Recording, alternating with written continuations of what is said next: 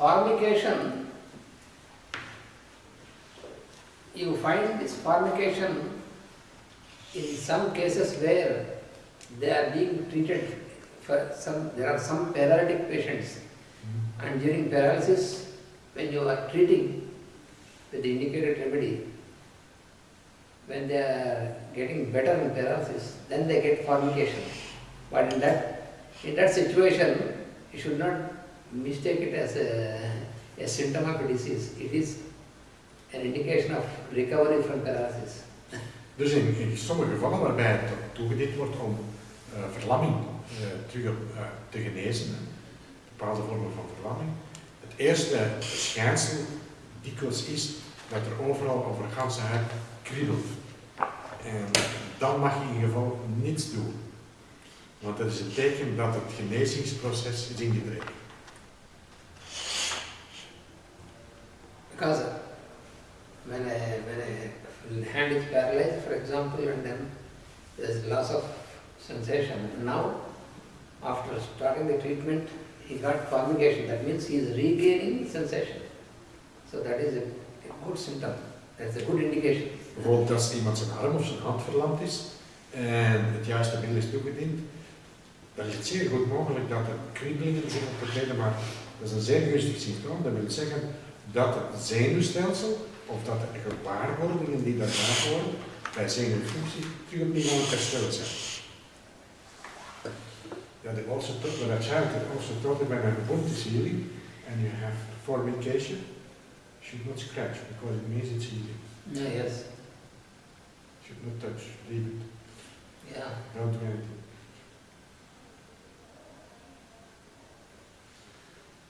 Maar in dat proces werd er ook dikwijls spasmen. En dat zijn kriebelingen en spasmen. En dat de patiënt wel erg kan afzien. During that process you may get spasms, which can be very annoying for the patient. You mean while eating? Ja, while Ik kende iemand die dus te vallen in de hals verlamd geraakt is. Maar dat is allemaal stil aan terug aan het komen. Die heeft dus ook die kriebelingen, maar vooral spasmen. Heel pijnlijk is. Yeah, he knows a patient who had an accident whereby there was an injury on the spine. So he then got paralyzed. But now it's gradually regaining. Then first he had this formication, and now he's getting spasms, and he says it's really painful. But he starts feeling it. Yeah, when he starts feeling better, then even if he gets his spasms, then it is better not to try to control this. Here pain is sensation, huh? Ja. Pain, because pain is a sensation.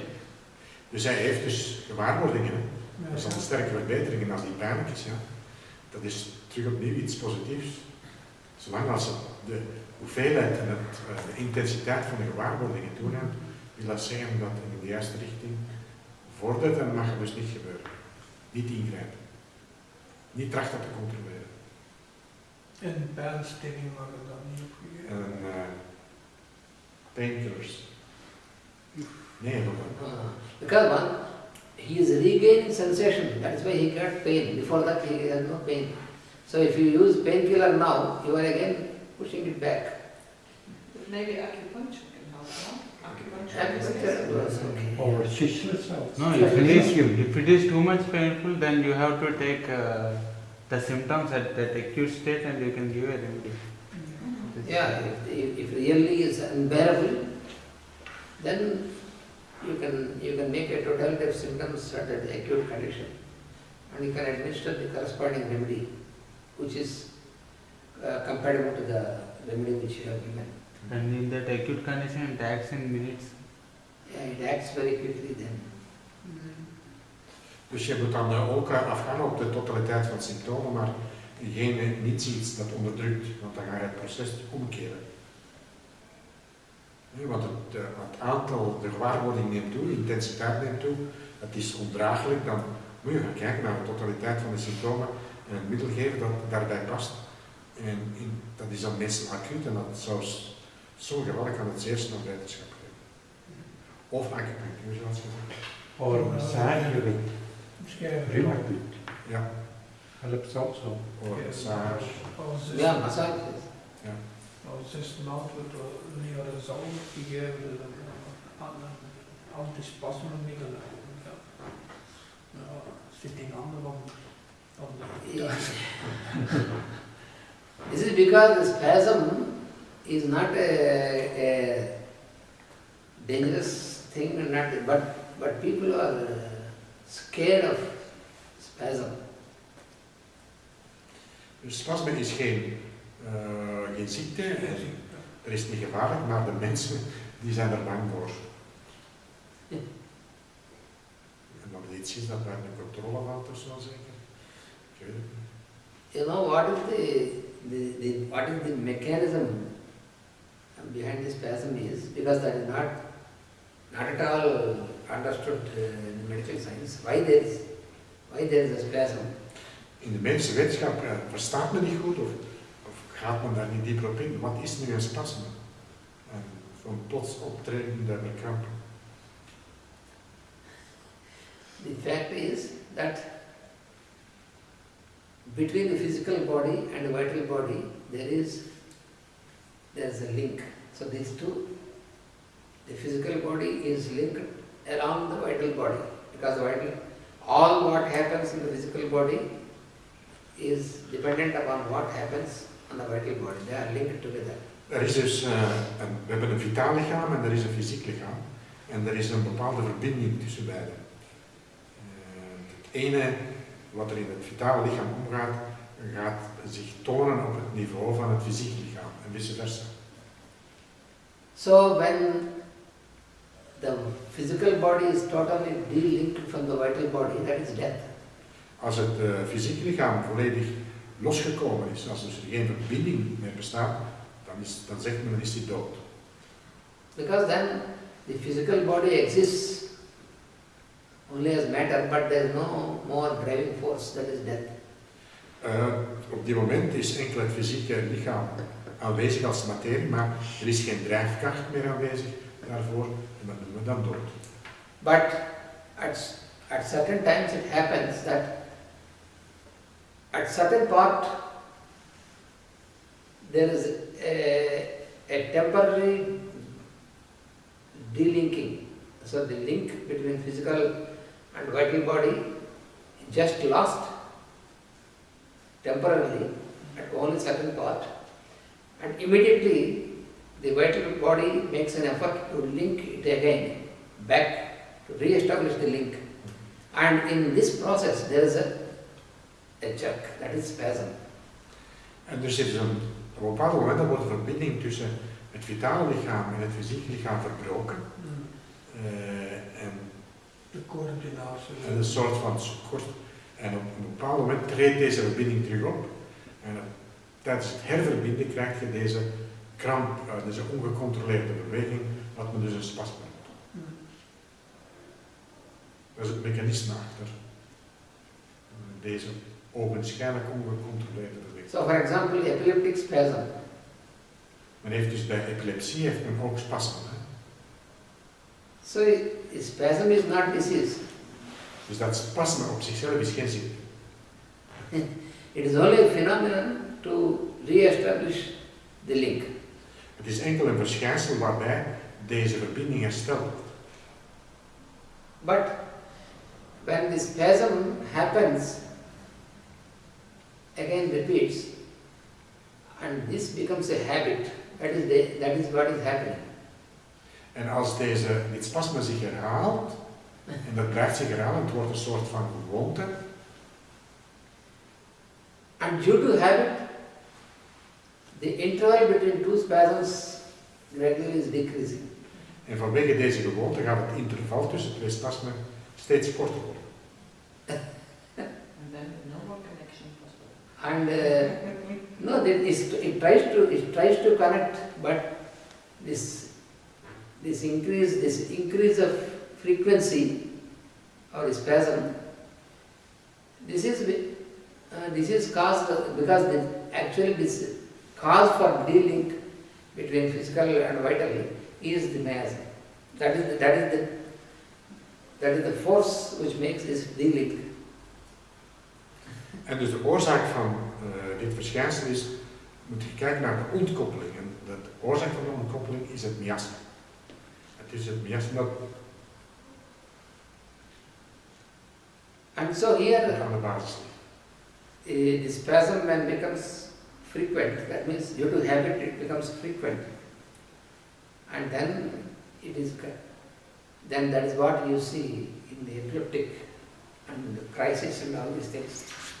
So but this spasm itself is wrongly understood as a disease. And that is why they give some medication to control the spasm, which is not a disease.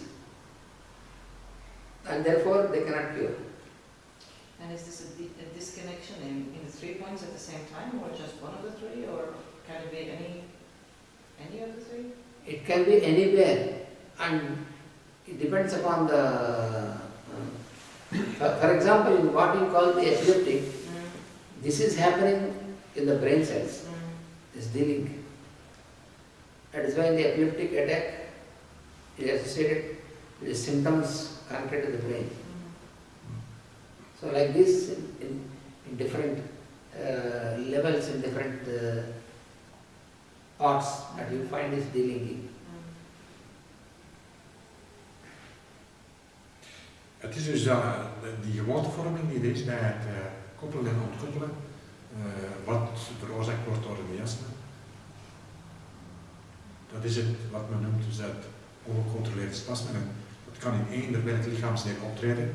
Als dat in de hersenen optreedt, dan noemt men dat epilepsie. Another example, there is a spasm in the esophagus, for example. Bijvoorbeeld, er kan zo'n spasme optreden in dus de keelstreek, in de esophagus. esophagus, dat is dus hier keelstreek, slokdarm, waar je longen en The food pipes. lucht en voedselpijp samenkomen in die beurt. So what happens is suddenly once when you are drinking water and then there is spasm and so there is a struggle just for a while and then he makes some effort and then it goes and then afterwards nothing and he feels oh it is an accident. And again after 1 year once again it happens, oh none.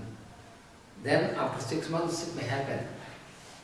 Then after 4 months, after 3 months, after 2 months, then it's increasing, and the frequency is increasing.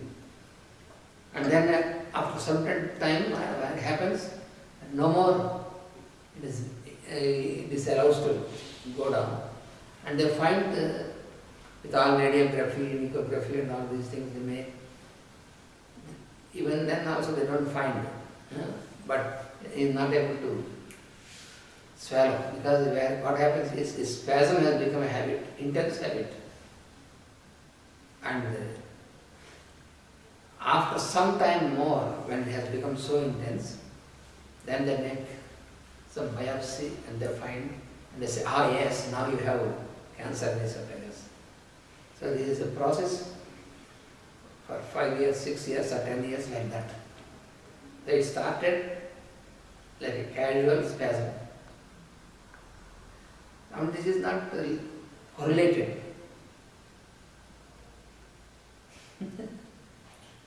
Dat kan ook optreden in eender welk deel, bijvoorbeeld slokdarm of bovenste deel een bronchie. Dat men dus bijvoorbeeld tijdens het drinken even niet kan doorslikken. 6 maanden later komt dat nog eens op. En geleidelijk aan begint die frequentie toe te nemen totdat men niet meer kan drinken. En dan begint men onderzoeken te doen, men vindt niks. En op het einde van de rit, als het dus continu is, dan zegt men, oh ja, nu weten we, er was een kanker en zo. And so here what is the disease? This cancer is not a disease, it is only a result of the manifestation. The spasm is not the disease. But what is the disease is, the disease is there, there is the background miasm, which has precipitated the situation through all this process. En dus wat is de ziekte? Dat spasme is geen ziekte, maar het is op de achtergrond was er altijd het miasme aanwezig dat dit verbinden, ontbinden heeft in feite teweeggebracht. So when you can identify this as a symptom, and when you can identify this from the study of the constitution of the person and treat at this stage where the spasm is increasing in its frequency, then completely he can be prevented, because he is treated now for at the miasmatic level, so he is prevented. He will not get any more into the further precipitation. So he is back and all the spasm is controlled, the habit is eliminated. At this level, if you do not act at this level, if you wait until it is completely established, then it's very late. Dus het komt erop aan op het moment dat de eerste symptomen optreden, van de totaliteit van de symptomen gaan op te maken bij de persoon, om uiteindelijk te gaan bepalen welke de middelen zijn die naar het miasme toe leiden, om de situatie op die moment onder controle te krijgen en het niet te verder laten afdalen, precipiteren en dat gaan neerslaan in het organisme. Dat werkt men preventief. But for the normal treatment, for the normal doctors, for the normal sense of treatment, medicine, if you say this thing, because unless they make a biopsy, they find a confirmation in the test, so they don't accept that. If you say that we have prevented cancer by this treatment, this is nonsense, because they don't find anything. En als je dit soort van verhaal doet aan de normale geneeskunde, zeg je ja, maar we hebben tijdens de biopsie niets gevonden en jij kunt dat wel beweren, maar we geloven daar niks van dat je door op deze moment in te grijpen kanker hebt voorkomen. We hebben niks gevonden. But when once they made a biopsy and they confirmed it as cancer, then it is too late. Maar op het moment dat ze de biopsie doen en er is inderdaad worden kankercellen gevonden, is het in feite te laat. Then they follow normal course radiation and chemotherapy and all this, and finally gone. En dan begint de rest van het verhaal, dan is er dus bestraling, chemotherapie en na een tijdje is alles verdwenen, ja, definitief. And the patient is often made to suffer until the end. En men laat die patiënt dan tot het einde toe die ganse lijdensweg doorlopen. Because you have to make a bypass to send the food and milk and all this. En dan moeten ze een bypass tekenen om voedsel in de maag en zonde in de maag te brengen enzovoort enzovoort. Dan blijven ze de patiënt maar continu martelen. So, one more feature is that in Midorinum, due to the general weakness which we were discussing in the patient, so sometimes due to this general weakness, the patient may faint with cold sweat, and when you observe the pulse with feeble pulse. En nog een ander typisch kenmerk is dat de patiënt bij het verder doorgaan van dit miasme dat hij begint te bezwijmen, in zwijm valt. En op die moment stelt men vast dat de pols zeer zwak geworden is. And then craving for air, suffocation. En dat hij dan een verstikkend gevoel heeft en smacht naar lucht.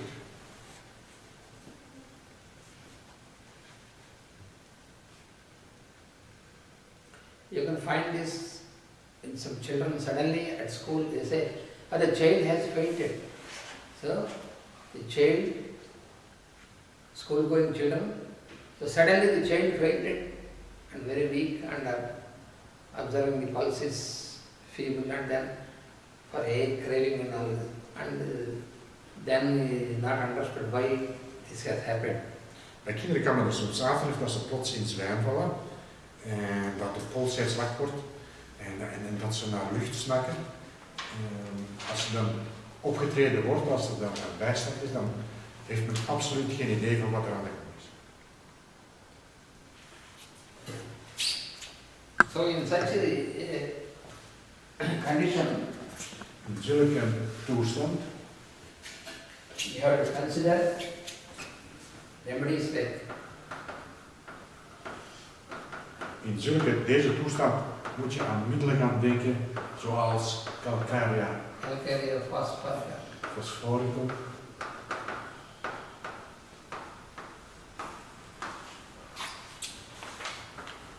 and then acidum phosphoricum.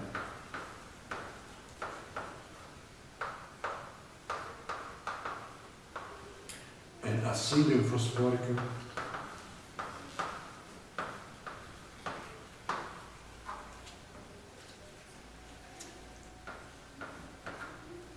And then acidum picric. En picrinezuur of acidum picrinum. So when this is associated with chronic headache, frequent chronic headaches, then acidum picric is very much indicated. This falling, fainting, Dus als het dus bedorven is, associated with en dan krijg je dan die extra bijverschijnselen van, dus dat men in zwijm valt en dus plots een zeer lage polsslag voert. Dan moet je al gaan denken aan acidum picrinezuur. Acidum picrinum. picrinum, yeah. And we can also call picric acid. Ja. And when it is associated with mental and physical weakness, En als er dus een verband is met mentale en fysieke zwakte of verzwakking, mostly it is indicated for acidum phosphoricum. en als je deze verzwakking optreedt, dan is het terug meer op het niveau van acidum fosforicum.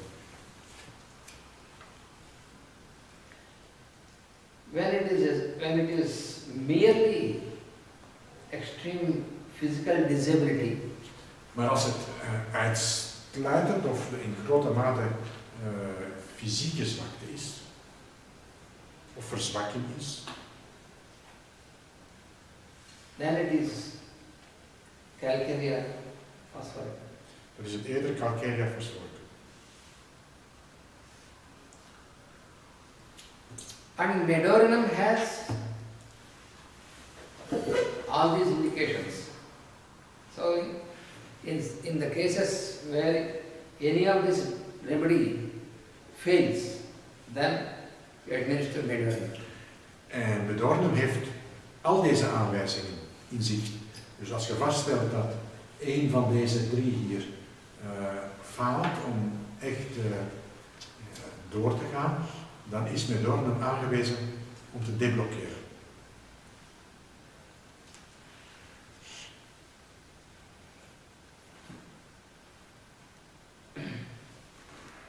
It's 5 past. Yes, now because of the break Yeah. in the middle. So as I told you, we need one more class to complete this medorinum. Dus we hebben nog, zoals we net gezegd hebben, nog één extra klas nodig om deze bedorven af te werken. So in the next class, that is on Monday, Dat is een manier. so then we conclude the study of medorinum. Dus maandag gaan we dus de studie van bedorven afronden.